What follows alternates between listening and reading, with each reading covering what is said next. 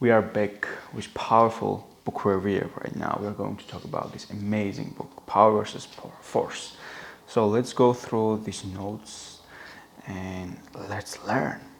So first thing of this book is this: we have to understand that there is energy fields of certain people, of certain minds, certain knowledge, whatever we want to call it. Okay, and for one of the things, for example, in the book is that attractor is the name given to an identifiable pattern that emerges from a seemingly unmeaningful mass of data. Okay, for example, seemingly unmeaningful mass of data, for example, let's say a waterfall, right? It falls down and you see these water drops and you're like, oh, that's totally random because we cannot really calculate that thing, right? We can be like, okay, this drop is going to, okay, because it seems unmeaningful, like there is no sense in it. We call it random thing. And what we learn from this book is that there is no such thing as accident or an, which is quite a difficult thing to talk about. Is there such thing as accident or not? And this thing also requires some more thoughts. A field of dominance is exhibited by high energy patterns in their influence over weaker ones. Advanced theoretical physics demonstrate that everything in the universe is subtle, dependent upon everything else. Critical point where the least force exerts the greatest effect. This is a critical point, definition of critical point general. It is the vanity of the ego that claims the role as mine. Genius, on the other hand, commonly attributes that source of creativity, leaps of awareness to that basis of all consciousness, which has traditionally been called divinity. People process experience differently. Some people primarily adopt a feeling mode, others are more auditory, and still others are more visual. Yes, you can. This makes so much sense. Negative energy is their voices to affect taste results. I think this quote refers to the music of this destructive music that spreads negativity, violence, and literally makes you weaker. Even so, this kind of music usually seems strong, right? For example, this super heavy metal rocks that which I have used to listen, which are full of negativity, full of resentment, full of hatred, full of pain, which seems as if it's cool and powerful thing to listen, but if you read and understand, read this book, you will understand that that's not the point, really. And this gangster rap type of music, which is heavily negative and very dangerous. And also, the music has like huge effect on mine, which is really fascinating. For example, I listen to classical rock right now, country music, and also this classical music generally. I like to watch this opera, for example, opera Rigoletti, and you can, by the way, see these things in my channel if you want. Okay, now let's don't divert from main point. Let's keep reading this quote. By taking the responsibility for the consequences of his own perception, the observer can transcend the role of victim to an understanding that nothing out there has power over you. It is not life's events, but how one reacts to them and the attitude that one has about them that determines whether such events have a positive or negative effect on one's life, whether they are experienced as opportunity or as a stress. Psychological stress is the net effect of a condition that is being resisted, but the condition does not have any power in itself. Nothing has the power to create stress. Basically, exact same type of situation, what we read before, can be looked as a comical thing or as a tragic thing. Most tragic thing that happened to you, or the most comical thing that happened to you. So this is all perception. How are you going to look at this same situation? The difference between it's, I often hear this thing, like difference between a successful person generally and a powerful person, a champion and a loser, is that champion looks same type of situation as a blessing, while the loser looks at an absolute disaster. And again, this is about the same type of situation, but different perspective. It's powerful thing. Whenever force meets power, force is eventually defeated. the way author explains is a very brilliant thing, right? The force needs justification. Basically, force needs justification, but power don't need any justification. Power just is. It needs no justification. The patient cannot be truly cured or fundamentally healed until he invokes the power of compassion. Compassion is like an understanding of a person, right? Hey, this person went through this and that, and eventually we are all going to die, right? This is compassion, I believe. Shame is used as a tool of cruelty, and its victims often become cruel themselves, right? Like shame is a very dangerous thing, which occurs. Unconscious guilt results in psychosomatic diseases, accident proneness, and suicidal behavior. Many people struggle with guilt with their lives, while others desperately attempt to escape by moral denying it altogether.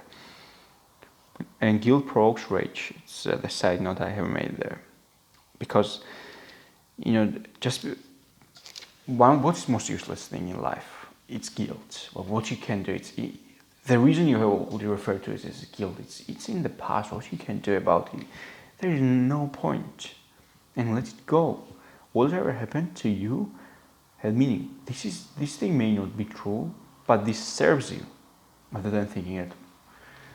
And again, this philosophy states that there is no such thing as accident, which kind of makes the sense. But I have to think through about this book, and I'm definitely, going to research these things, and I will have much more better understanding at some point. But now let's leave it. I don't want to say what's right now what I have about this certain thing, about these thoughts, about this argument of there is no such thing as argument, because there is some 10% thing doubt part which I have. Death through passive suicide can result. This is a powerful thing.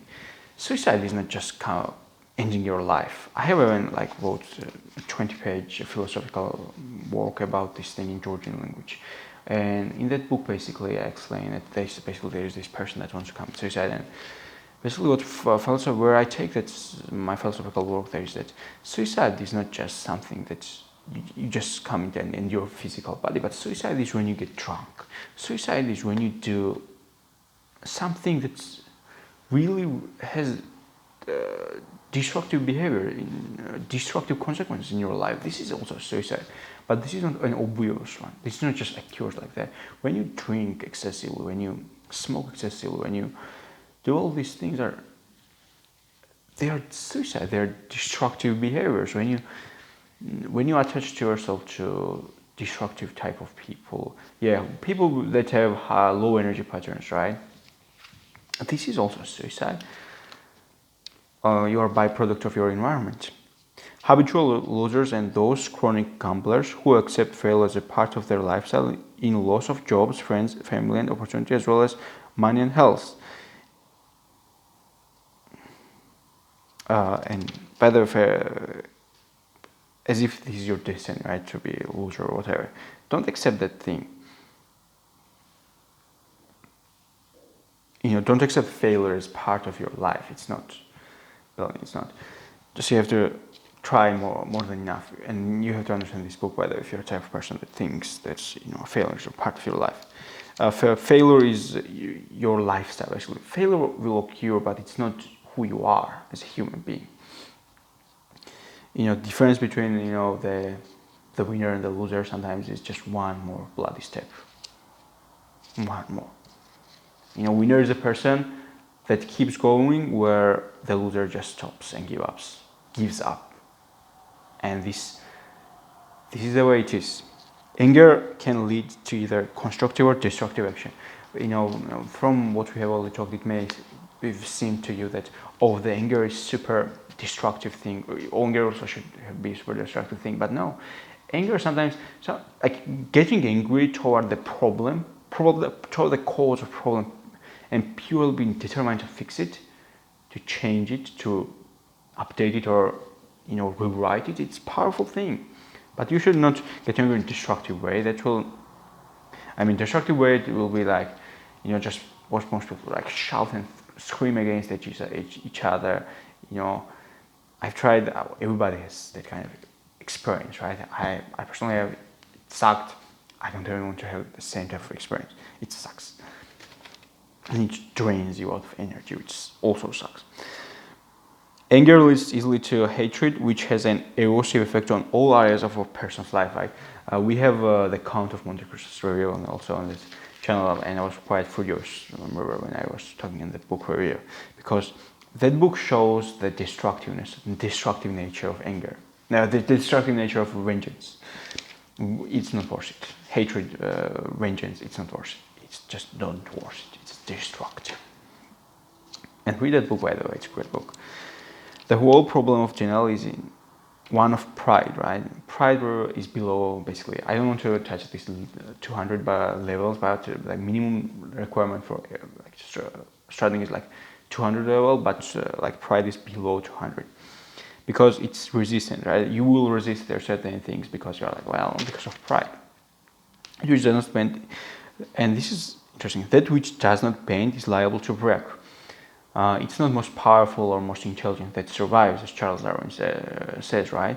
But the one that is most adaptable to changes. And this quote here also summarizes the same thing. This, like, that which doesn't bend is liable to break. That one is both the source and creator of experience of one's life. It's a powerful thing, right? The Stoics have this in their philosophy. Like, you are the source of and creator of the experience of one's life. Like, you can look at that experience, which may for some people seem as hell, as a powerful thing that will enable you to grow and become more better, more smarter, more stronger, more richer, more quicker, and more smart. Like, you can look at that same experience that way or destruct and like, oh no, this is the reason I'm losing. Exercise of choice. Without exercise of choice, no progress will occur. Like, you have to exercise your choice. You have to and it's everyday thing. Just it's an everyday thing to exercise your choice. I remember the meditations of Marcus Aurelius when I said about this. A statement may be true at a high level of understanding, but be incomprehensible to the average mind. Right?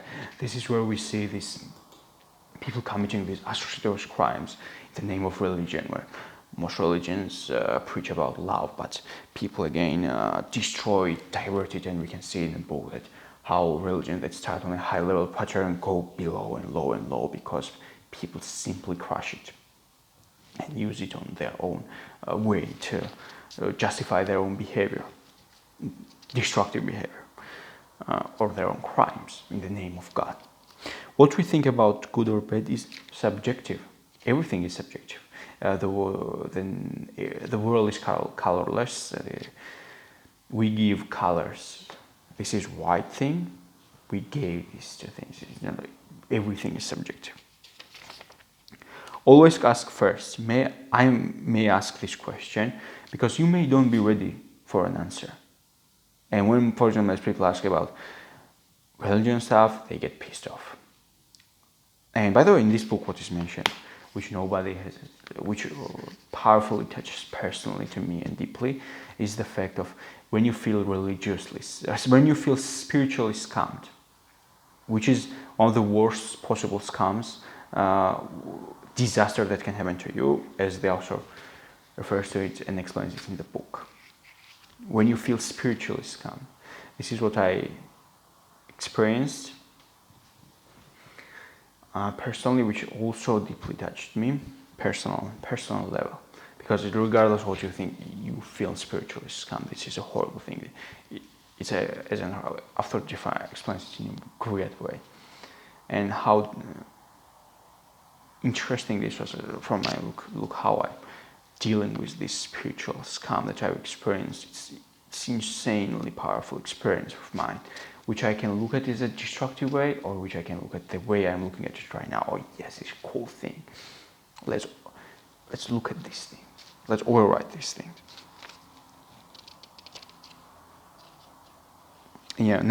What I've said, never ask a question unless you are prepared for an answer. The facts may be quite different from what you correctly believe. correctly believe. The reason is its own limitation. Quantum non-locality guarantees that the answer to each question are present everywhere. So this is a very high-level consciousness understanding, right? Our perceptions are essentially distorted by our own self-definition. What is your self-definition? Our perceptions are essentially distorted by our own self-definition. Trust is unveiled when we see that one has that or does that instead of is that. Yeah, so you are not that or what you do, but you are instead of one that does that thing. It's a powerful thing. Few people know what it is to live without fear. Oh, such a powerful thing again and again. Really, how few people understand it. Like, and I myself like to live without fear, because our mind is programmed also that way, right? To live without fear, live without, to don't be. Oh, this is powerful. Suffering is only the price we pay for our attachments. In the steps we walked are the old lessons of life, and before us are new teachings. Again, how many times I've said this word only? That this is the way to look at the life, right? In the steps we walked are the old lessons of life, and before us are new teachings. Powerful. I want to read it again. In the steps we walked are the old lessons of life, and before us are new teachings. Like goes to like, and birds of feather flock together. This is a timeless wisdom. The displacement of the false by the true is the essence of the healing of all things visible and invisible. Also a powerful thing. Everything is powerful in this book. Every single sentence. Force succumbs to power. Force must always be justified, where power requires no justification, which I've already mentioned.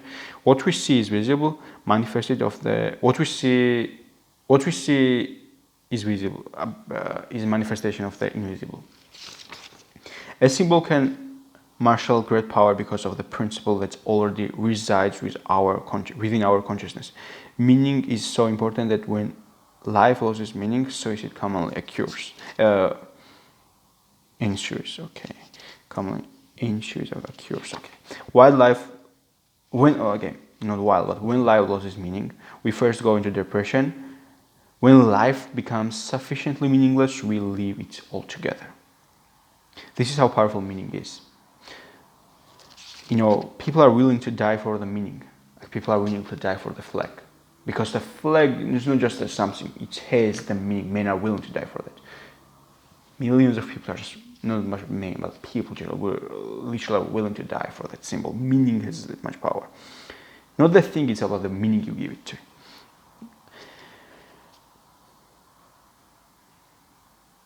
Nonlinear dynamics has verified that there really is no chaos in the universe. Again, what you said about the waterfall example. Give up weak attractors for strong attractors. This is the really only choice you can choose in your life. You can rather attach yourself to choose strong attractors over weak ones, or to what most people are right to choose weak ones. Every choice of who and how to be is a choice of great consequences. Every choice of who and how to be is a choice of great consequences. You can choose of who and how to be. It's a choice of insane consequences.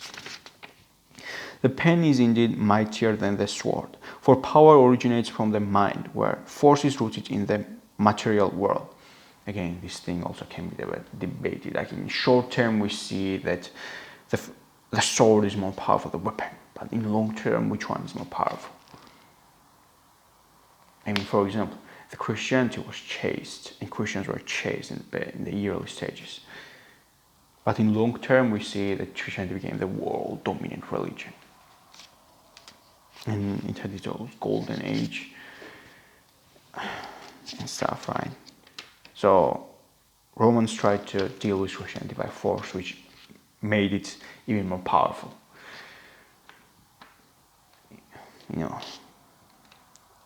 there is this sand, right, that when you get into it, it throws you. As much as you resist in that sand, you've seen it in movies, right? You've seen it in movies. As much as you resist it, as much as it throws you. The solution is just literally stop moving and scream and shout for help, or call, just the point is that if you struggle, you will just sink deep.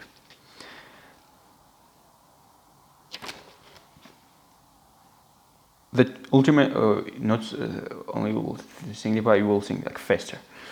But not moving will make you sink slow, a lot more slower. Or possibly even stop the process. Or possibly even stopping the process of your sinking. Okay, sorry for this thing. The ultimate. Okay.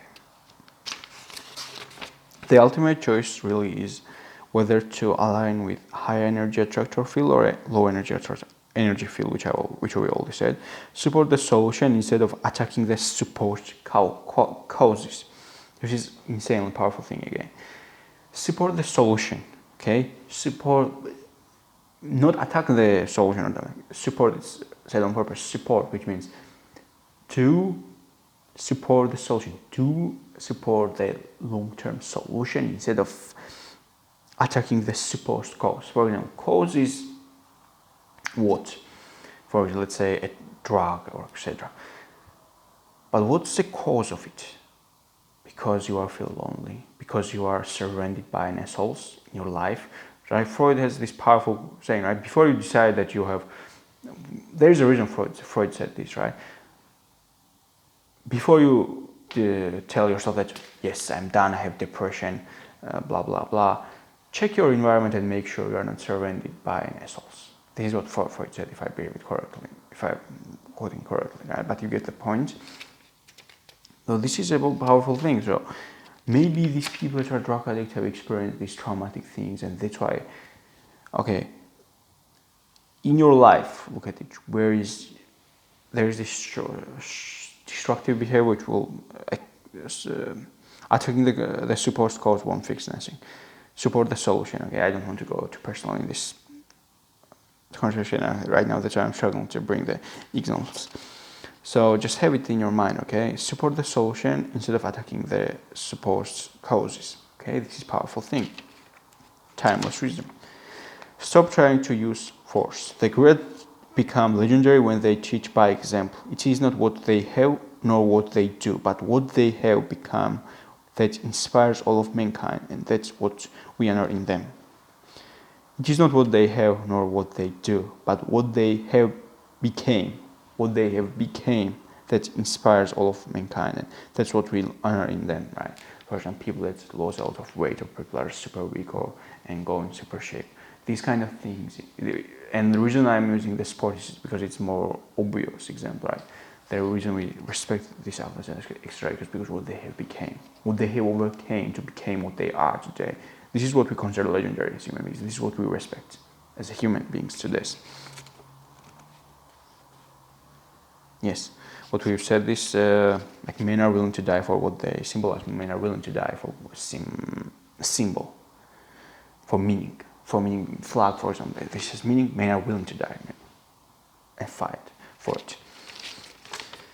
There is no such thing as or lack or accidents in this cosmos, and not only is everything connected to everything else, no one is excluded from the universe. We are all members. This is what I was referring to in the beginning. I believe I mentioned it, right? That there is no accidents. There is no such thing as a luck or accident in this cosmos, and not only is everything connected to everything else, no one is excluded from universe. We are all members. That which supports life is supported by life. Survival is thus effortless, and giving and receiving are one and the same.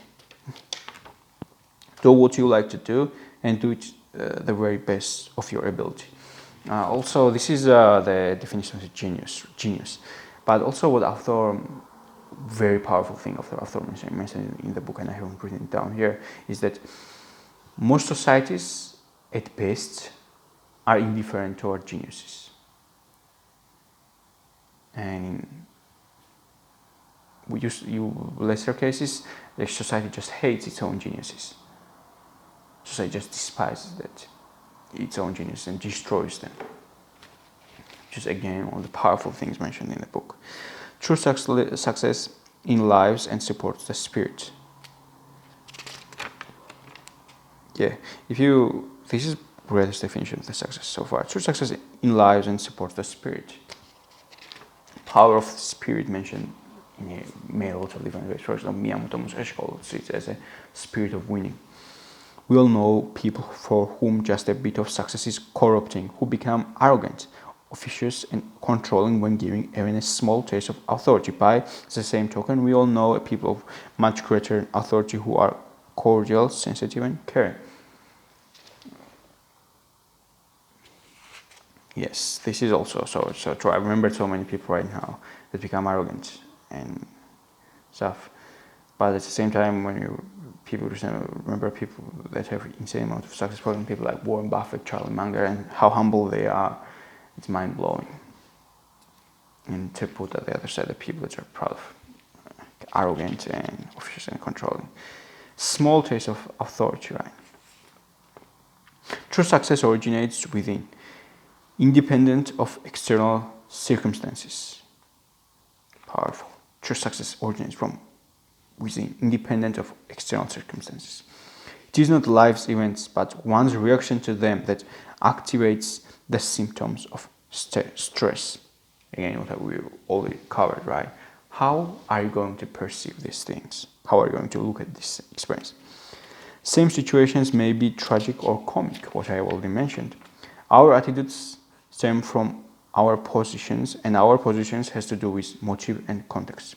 To forgive is to be forgiven. There is neither real or non-real. Only that which is so from all viewpoint or none. No one ever studied the nature of life itself, only its images and consequences. Who we become as well as what we see is determined by perception of which can be said simply to create the world. Trust is subjective and that can be frightening. For many people that can be super frightening thing, right? Because everything is subjective, right? And realities are subjective. And experiences are subjective. Everyone dies by his own hands. That's a hard clinical fact, not a moral view. This is a powerful thing. I've heard about this before. Like everybody literally kills his or her own. Basically, everybody just kills himself. Everybody dies by his own hands.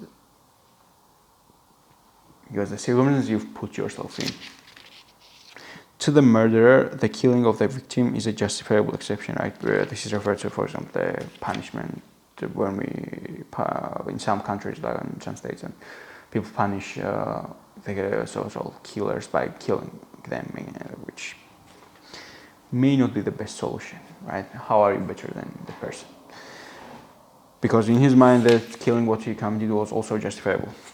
Wisdom can ultimately be reduced to the simple process of avoiding what makes you go weak. Nothing else is really required.